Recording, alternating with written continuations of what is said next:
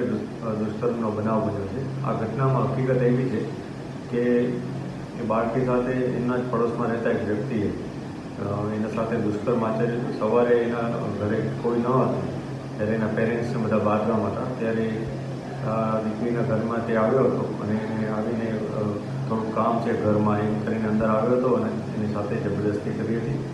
આ ઘટના બાદ એકદમ તે સહેમાઈ ગઈ હતી અને તેને આ હકીકત કોઈને કહે એ પહેલાં બીજે દિવસે સવારે એની જ પડોશમાં રહેતા અન્ય એક છોકરાએ પણ આ જ પ્રકારની એના સાથે હરકત કરી હતી, જેમાં એની સાથે શારીરિક ગાળપલા કર્યા હતા અને એની છેડતી કરી હતી। આ બનાવ અનુસંધાને પોલીસે તત્કાલ કાર્યવાહી કરતાં FIR નોંધી છે,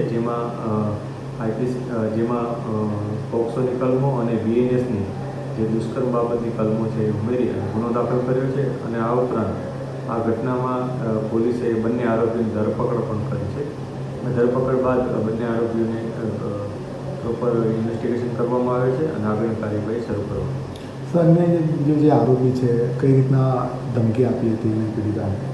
જે બીજો આરોપી છે એ એના પડોશમાં જ રહેતો વ્યક્તિ છે, એને આવીને આ દીકરીને ધમકી આપી હતી કે હું જે ગઈકાલ તારા સાથે જે બનાવ બન્યો છે એ બાબતે બધાને જાણ કરી દઈશ અને આવી રીતના તને બદનામ કરી દઈશ અને એ રીતના અને પછી મારી નાખવાની ધમકી એ પ્રકારની ધમકીઓ આપી હતી, જે અનુસંધાને પોલીસે કાર્યવાહી કરી છે। કેટલા આરોપીની ધરપકડ કરી છે?